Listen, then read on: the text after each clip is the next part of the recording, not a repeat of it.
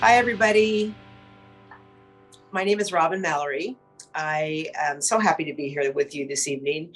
I am a registered nurse. I've been teaching food as medicine for decades, actually. Not that I am smarter than anyone else, but I have been aware that what we eat has such a powerful impact on our health and well-being. So I really immersed myself in learning about the plant foods. I've been a vegetarian for 48 years, and although I don't necessarily promote it, and everything we talk about tonight can have meat included or added to it, the plant foods are the most powerful foods in terms of health and well-being, micronutrients.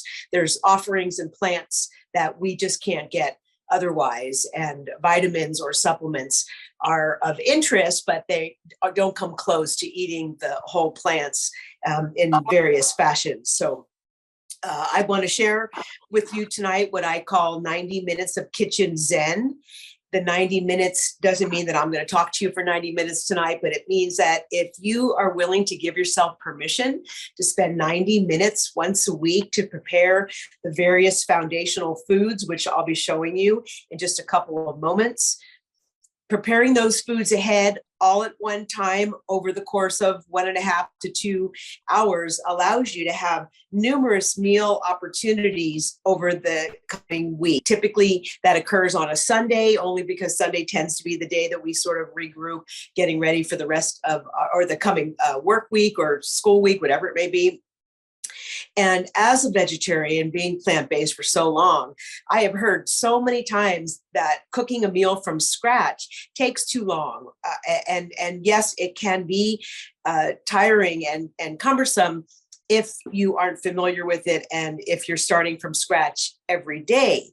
What I mean is that if you come home at 5:30 and you open up your pantry and you have a jar of legumes and a jar of grains and you have some vegetables in your produce drawer, or you have some chicken that's already thawed out, whatever it is, and you start making a meal at 5:30, yes, that's going to take upwards of an hour. And sometimes doing that every day can be tiresome.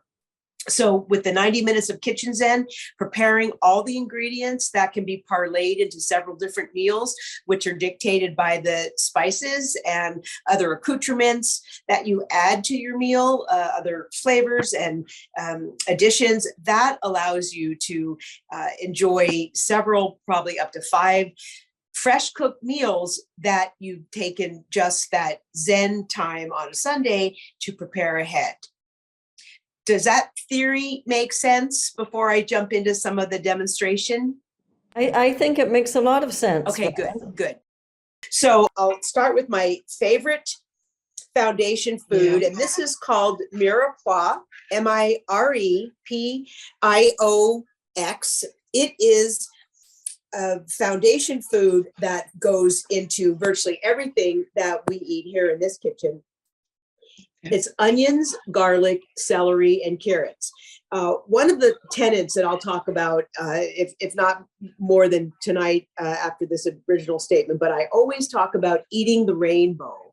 When you have 6 colors on your plate at any given time, you are getting all kinds of plant micronutrients, lots of fiber, lots of vitamins. So you'll see that everything I'll be showing you this evening will be very colorful. So this Mirepoix, onions, garlic, celery, carrots. I start by chopping my onions, and I have one of those little machine dicers. By machine, I mean it's a hand pressed. You slice the onion and then put it into the press. I push the lever down and it chops it for me. I know that some of you with some of the chronic illness or autoimmune considerations, that your energy expenditure is a consideration. So you can sit to do a lot of this prep work, and it's another benefit to prepping ahead so that during the rest of the week, you don't have to necessarily take that time. So I'd start by chopping the onions. Now, I love onions and I use them as a foundation for everything, but I like my onions to be really well cooked. There's a lot of people that don't mind raw onions, but that's not me. So I chop the onions first and I put them in a big pan. I cook everything in glass. I put it in a big pan, olive oil, salt, and pepper, and I put that in about a 350 or 375 oven. for 10 minutes. Then at 10 minutes, I stir it all around, and then I do 5 more minutes. While that is preparing in that 15-minute period of time, I am chopping my garlic. I'm slicing up my carrot chunks, celery, so that when the onions have been in the oven for 15 minutes on their own, I toss in the other 3 ingredients: garlic, celery, carrots, toss in a little more olive oil, salt, put it back in the oven for another 20 minutes. 10 minutes into it, I stir it all up, and then I finish it with the 10 minutes. So altogether, it's a 35-minute prep. While that's baking, I am doing all kinds of other things in the kitchen. But this mirepoix can be used in any soup you make, any casserole. It can be used in salads. It can be used on sandwiches, any number of ways. But this is the foundation for every dish that I use. I just have a question, Robin. I assume that you're preparing this for 2 people for a week? And how many onions, how many celery, all that kind of stuff? Well, that's a great question. So I've been cooking for many years, and I'm not a recipe person. I eyeball virtually everything, which is both a blessing and a curse, because it's really fun for me to dance around the kitchen and try different things and just taste as I go and visualize. But a lot of people really like recipes. I would say that I know that I had 1 big onion and I had 3 very small onions that I used for this dish, probably 3 medium carrots, 8 celery stalks, and a whole head of garlic, because I love garlic and never too much garlic.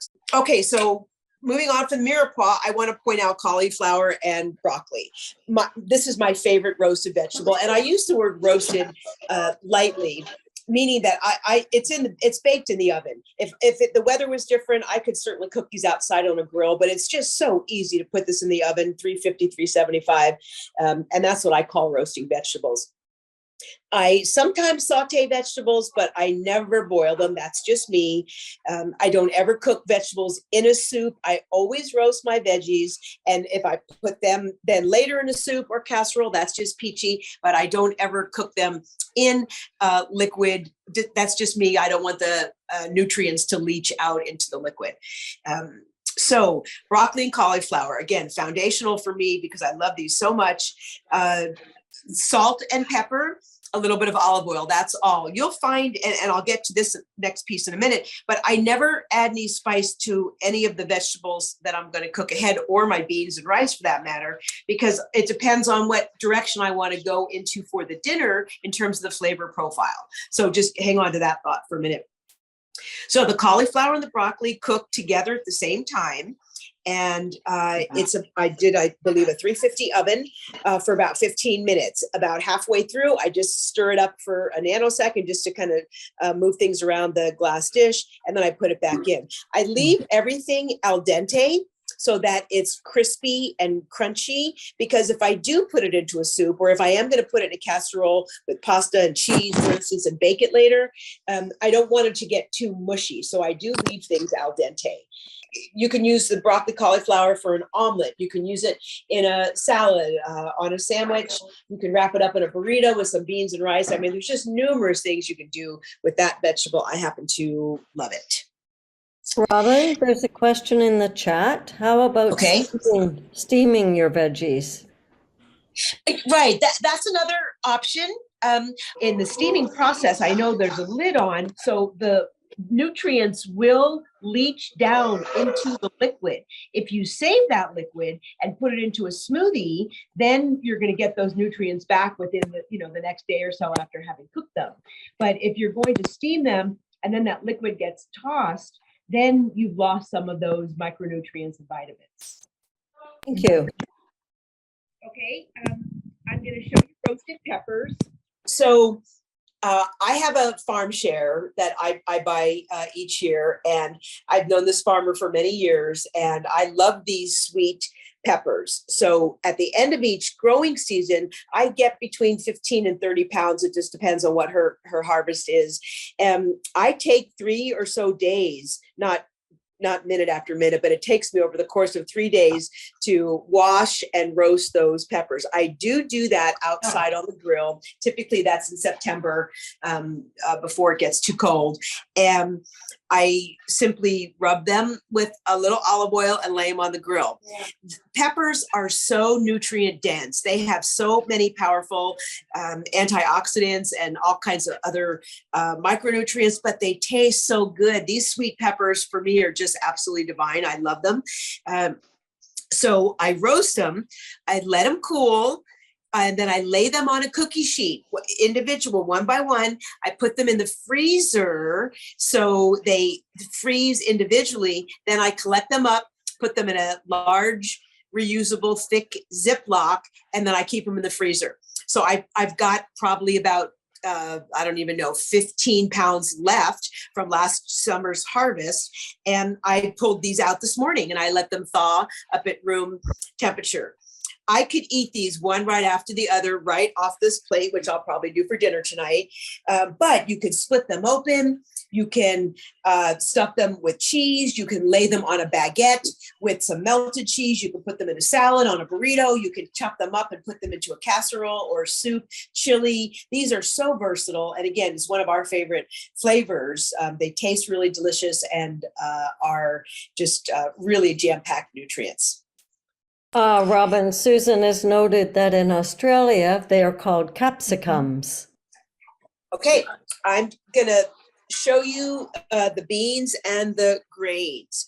So I'm going to send to Charmaine my, handout, my little nursing educator handout on Kitchen Zen, which has a lot of detail about the techniques and the justification for why this is helpful and important. But Kitchen Zen involves a bean and a grain every week. I cannot stress enough how powerful these two foods are together. When you combine a bean and a grain, you get the entire amino acid profile so that you have a complete protein. So this is as good protein-wise as meat, any dairy, and yet it's much more easily digestible, and it has all that wonderful fiber, which is so important. You might have already talked about this with one of your other presenters, but it's recommended that humans ingest 40 grams of fiber per day. And on average, in America, anyway, everybody knows how badly Americans are about eating well. But in America, the average American takes in 10 grams of fiber per day. So we're supposed to get 40 for our gut health and for our bowel happiness. But in fact, we get so much less than is recommended. So beans and grains together, complete profile of protein. And there's just a myriad of beans. I mean, I don't even know if there's 20 or 40 bean types. I chose white beans because it just happened to be what I had in the pantry on hand when I grabbed this morning. If you can see that these beans, which if you were able to taste them, they would be quite firm. Again, I don't want to cook them so they're mushy, but I leave all the liquid in here after they cooked. And actually, let me take a step back. There's a lot of people who don't eat beans because of the fermentation, which is the gas that happens in your belly. Mm-hmm. Turns out that gas is actually a good indicator that you're breaking down the starches in the beans. And again, it just shows that fiber, and it is a little bit of fermentation, which is good for your gut health. But for people that are worried about the social indignities, perhaps that might be associated with gas in your gut, you can soak your beans overnight, cover them with water in the pot. Don't turn the heat up, just let them soak overnight, dump that water out. You've broken down now that starchy outer layer of the bean, and then rinse them, put them back in the pot, fill it up with water again, cover them, and then bring them up to a boil, turn it down, and then cook until they're firm and not mushy. So that'll be a little bit less gassy for some of you who are unfamiliar with beans. And if you are unfamiliar with beans, you will have that lovely gas initially, but eventually your body's going to adapt. So I've left this liquid in here because if I do want to make a chili or a soup, I'm going to want that liquid as part of the base. And that liquid holds some of that wonderful fiber and some of that nice micronutrient. But if I'm going to make a burrito, I would just go into this pot, or ultimately I'll put it in a glass bowl and store it in the fridge. but I would just scoop it out with a slotted spoon and leave the liquid, and then, lay that on my tortilla, or whatever I was going to do with those beans. But always have a bean of the week. And again, we'll talk about it in a minute, how versatile that can be. This grain I chose this week is barley. It happens to be one of my favorite grains. For those of you who haven't had much experience with barley, it's just a massively wonderful experience in your mouth, which is another one of my tenets. When your mouth is tantalized by what you're eating, when you have various textures and you have, just some things that are chewy, some things that are soft, and some things that are crunchy, it just explodes in your mouth, and it's a very wonderful tactile sensory experience, and you tend to enjoy your meal more, and you actually end up eating less when you're spending more time paying attention to what's happening in your mouth. So barley, again, super high fiber, really quite a ton of magnesium, potassium, iron, really a powerful food. I love the texture of barley. It's got a crunch on the outside, but it's nice and soft and chewy on the inside. I will eat this by the spoonful, just by itself. And I'll mix it into any number of soups or casseroles. And I would also use this in a burrito instead of rice. I actually don't cook rice very much. I tend to go with some of the more hearty grains. When I do cook a grain, it's 1 part grain to 2 parts water always, or some people prefer to cook their grains in broth, which is also fine. You bring it up to a boil, turn it down to a simmer, put the lid on, and let it cook for about 30 minutes. And having this in the fridge, then, and maybe Tommy, you can pan out for just a sec, just to see that we've got very colorful vegetables. We have beautiful colors. We have all kinds of different textures. And now we can talk about how to look at various meals that this is going to go into. So the beans took about 2.5 hours. While that was happening, that's when I was playing around with all the other vegetables and the grain and such. And that's part of where that 90 minutes of Kitchen Zen comes in, that you've got some of your longer cooking elements up on the stove while that allows you to do other things. If you live by yourself, this is a time for you to invite over a dear friend, and the two of you work together, and you each have different parts of the meal that you're, or the foundation foods, pardon me, that you're working on, and then you divvy it up and you each go to your own separate kitchens, and then you've got that work that's been put in half, that you can set yourself up for some great meals. If you have a partner at home, if you have children or family members other than your partner at home, divvy up the work. Let the little kids tear up the greens and help with the salad. Let 8-year-olds handle a knife. It's really a marvelous skill for children to learn is knife safety. Invite your family in to help with all of this preparation, and then it allows you to enjoy meals together that you've all been part of. Anything to bring to my attention before I move on? I'm just wondering what other grains. Okay, so barley's my go-to just because it's my favorite. I also love farro, Farro, which is very similar to barley. It's an ancient grain, super powerful nutritionally. Quinoa, one of my favorites. I do quinoa for breakfast all the time. Quinoa only takes about 12 minutes to cook, however, so that's one of the outliers. Quinoa cooks very quickly, whereas polenta, which I also happen to love, which is corn mush or cornmeal, that takes about 45 minutes. So those two are on the other side of the 30 minutes general rule for grains. But there are wild rices that are more nutrient dense. Certainly, I would encourage you to not eat white rice. There's just no reason to eat white rice. It's been drained of all its nutrients. It's been bleached. It's often a GMO product, meaning it's been held stable, so Monsanto says, by glyphosate, and that's a worry for our health and well-being. Let's see. Buckwheat is a gluten-free grain, I'm always puzzled, like who named it buckwheat when it in fact has nothing to do with No wheat, when wheat. that's a gluten-free grain. I like it. And when I teach classes that have gluten-free participants, I do use that. It's a little bit on the mushier side, but it has a nice nutty taste. Millet is the highest in iron available after quinoa, super nutrient dense grain. And it's very versatile as well because it has a relatively neutral taste, which made me think of couscous. It's another grain, although the couscous pearls are actually pasta. So you're kind of being tricked there. But an authentic couscous is much smaller, and that is an ancient grain as well.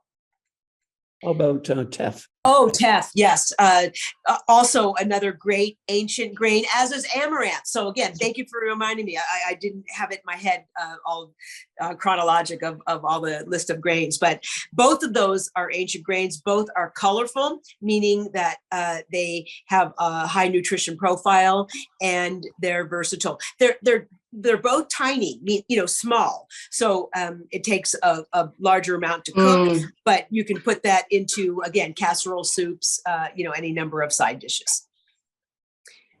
So now what? What do we do with this? Okay, you come home from work, you come home from, holiday, vacation, whatever, and you've got this food ready. What are you going to do with it? Well, you can make a chili. You've got your beans, you've got your peppers, you've got the foundation mirepoix. You might not put broccoli and cauliflower in a chili. I actually do. You can certainly saute meat at this point, whether it's turkey or chicken chunks, beef. I guess people sometimes put pork. I'm very lacking in knowledge around meat, adding it to a meal because I don't cook it myself. But any meat that you enjoy, first of all, I hope it comes from a small farm as opposed to a factory farm, because it's going to be much higher quality nutritionally, and it won't have the genetically modified feed. It won't have been given that feed very likely, and the animals were treated a little nicer on a small farm. Nonetheless, you can have your roasted chicken breast. You can have your steak cooked. You can have your eggs hard boiled. And we'll talk about salads and greens separate after I get through this part. But you can certainly have your animal proteins cooked and ready and available to add to any of these dishes. But think about a chili. What about a Mexican casserole? I would take all of these foods, I'd throw them into a glass casserole dish. I would add black olives, chunked up tomatoes, whether I had canned diced tomatoes or whole tomatoes. I would add cilantro. I would add green onions, maybe toss in a little bit of cilantro. I said that, pardon me. I would toss in a little bit of salsa is what I meant to say. And then I do eat cheese. I choose organic dairy, but I would grate in some cheddar or, a white jack cheese, and then I'd make this gorgeous casserole and put it in the oven. So that's one meal example of how to go. And you see that I've used the basic foundation foods, but it depends on the flavor profile. I might also use these exact foods and go in a direction of Mediterranean, which means I'd use maybe Kalamata olives and feta cheese, and I might add some capers, and then just go with mozzarella cheese as another topping. Any of your favorite Italian or Mediterranean kinds of flavors. Fresh basil can be added to that, rosemary. Your imagination is really the cultivator of what direction you go into with these dishes, and you can start small with familiar flavors.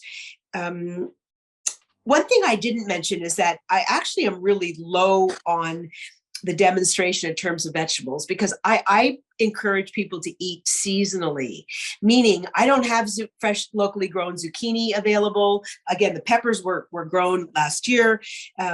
The broccoli cauliflower did not come locally. I did buy it this morning, but it came from a farm in Florida, which is oftentimes where in Indiana organic produce comes from. The other place is California. So it's had to travel quite a bit.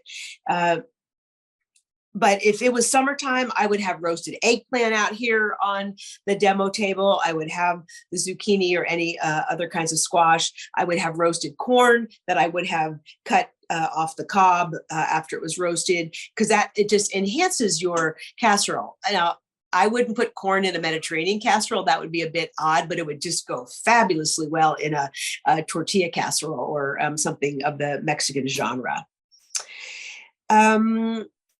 The other flavor that I love is a Thai or an Asian cuisine. So these foods might not be familiar with what you see if you go to a Thai or an Asian restaurant, but hey, you don't have to follow any rules, but you could still put together these foods. You could add in some lemongrass, add in some coconut milk, add in some coriander or cardamom to really bring out some flavors, some thinly sliced green onions, and then again, make yourself either that soup or that casserole, and that is just a third flavor profile.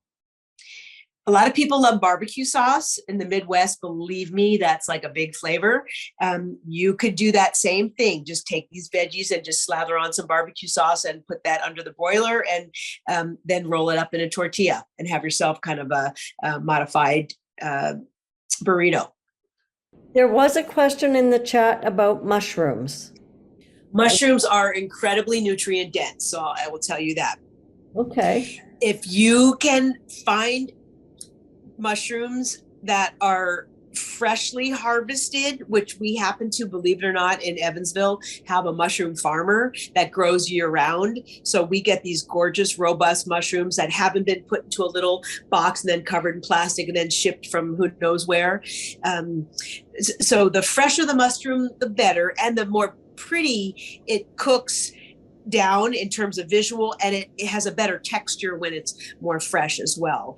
I would have cooked my mushrooms separately as opposed to adding them to any of the other vegetables that I might have roasted together, because again, if I had zucchini and eggplant, if it was that time of year, I would have cooked those together, for example.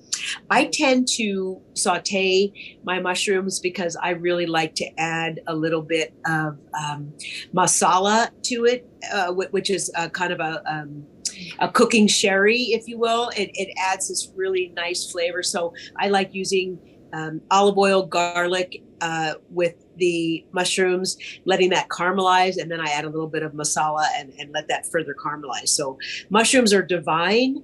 If you can get them fresh, please do, and they're just really fun to add to any dish. Thank you. And Rachel has also mentioned freekeh, using freekeh in salads. Rachel, would you like to comment? Yes, freekeh it takes about 20 minutes to cook just in boiled water, and it has a very similar texture to barley, but I think it tastes a bit nice.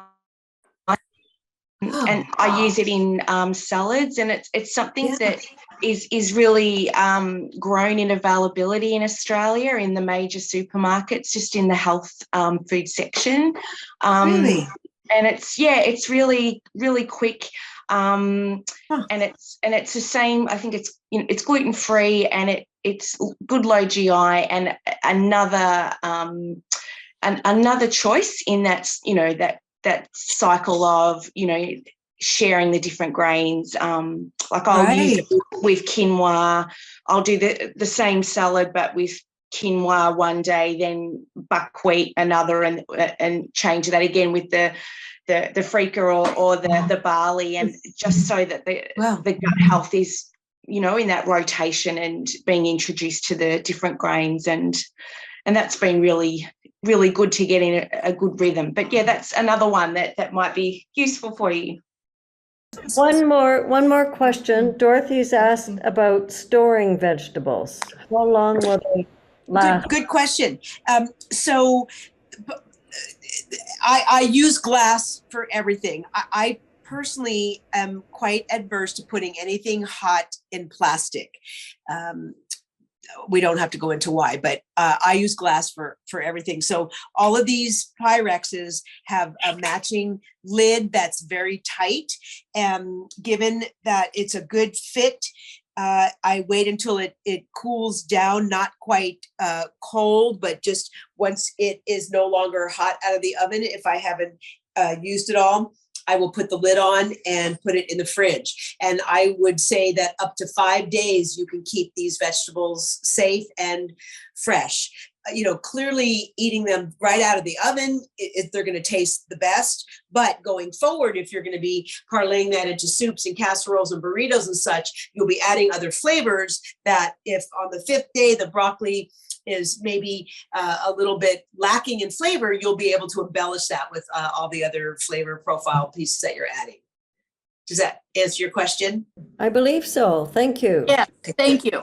And I'm glad that Rachel brought up salad because, you could, what another option is to take the beans and the barley and put that together in a bowl in the summer with some fresh cut tomatoes, fresh cut cukes, any herbs that you have, little bit of drizzle of olive oil, a little bit of drizzle of champagne vinegar, and you've got yourself this delicious, very robust texture, fresh tasting summer salad, and you haven't had to, cook, and it's going to be at chill temperature, so it'll be refreshing. So I'm glad you brought up the frica, so I can remember that. But talking about salads, I wanted to show you this. So it might look odd, but this is one of the tricks of the trade. And pardon me, I'm going to move this pot for a minute. So I am a big fan of greens of all kinds, and I buy fresh greens. We have a local farmers hub, so I typically buy greens once a week, although depending upon what else I'm cooking, I might shop else otherwise, but I buy all my greens. This happens to be a combination of dinosaur kale and chard, and I got this picked up recently from local farmer. I rinse it in the sink, and then over on the side of my kitchen, I have a huge long counter space that I empty. I have a special towel that I use for drying my vegetables. So I wash all my veggies and I lay them out to air dry. And just a little side note, in our house, the rule is that nothing goes into the refrigerator if it hasn't been washed, meaning all the fruit, all the veggies. And it's just it's a tried and true way of my husband and I both knowing that the food in the fridge is ready to eat right away without having to wash it. But I wouldn't want to take wet greens and just put them into the fridge, because then they would get limp and weird. And that's one of the biggest reasons for people wasting food, by the way, is that you find veggies 2 or 3 or 4 days later after you intended to eat them, and they're slimy and limp and all of that. And then we end up throwing so much food away, which is a detriment not only to society, but also to our environment. So I lay my greens out to dry, and these were mostly dry, but obviously not. You can probably still see some of that moisture. And I have got a zillion million cloth towels. These are my vegetable towels. You saw what I did when I unrolled, but I literally just roll these greens up, and I will stick them into a clean plastic bag. And then 2 days later, 3 days later, whatever, I will open it up. They're fresh and crisp as can be. And then I will prepare them for whatever meal I'm going to make. So we'll get started on that in terms of the kitchen zen of preparing your vegetables for being ready to eat once, and then once they're in the fridge, they're clean, and you can just grab them and put them into every meal, or any meal, I should say. Do they go in the fridge after you've rolled them up, Robin? Yes, I right. Before we got started, I took this bag with that towel wrapped around the greens, and I took it out of the refrigerator. Yes. And it'll last there for easily 4 days, especially this kind of really hardy kale and chard. I mean, maybe if I had some spinach is not quite as hardy. Those leaves are a little more fragile, but these greens, broccoli greens,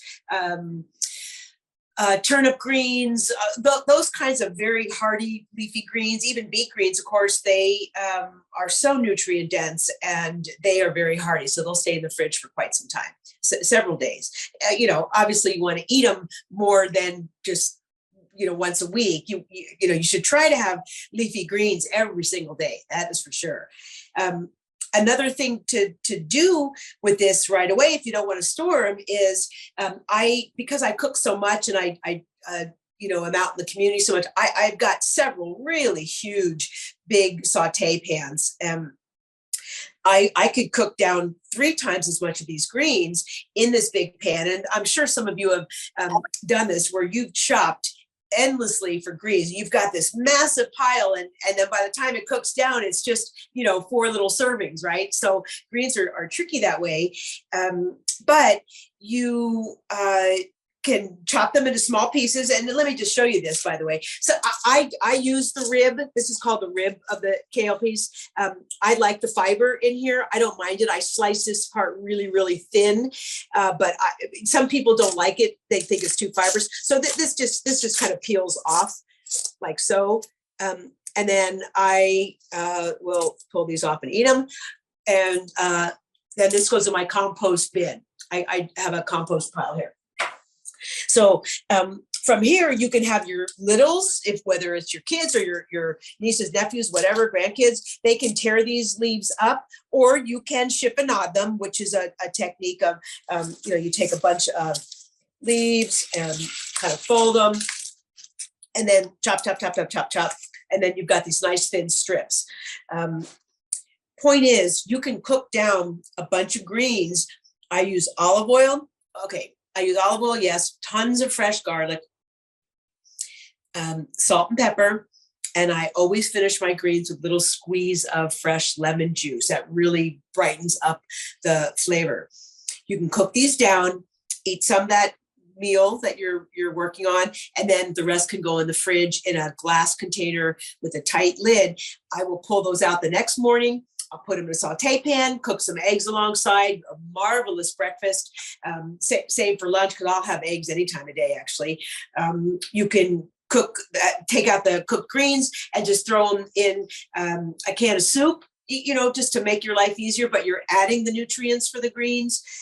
If you tear up a bunch of greens, you can throw this into a blender with coconut milk, oat milk, some fresh strawberry, half of an avocado, fresh ginger, half of a lime. I throw the whole lime, the lime in by itself with the skin on and everything, put it into a Vitamix, and you've got what they call a green drink, and it's delicious. And again, just imagine the nutrient profile in that kind of drink. So can't say enough about the value of all the dark leafy greens. They're some of the most nutrient dense foods there are. And then related to greens, I wanted to finish up by talking about salads.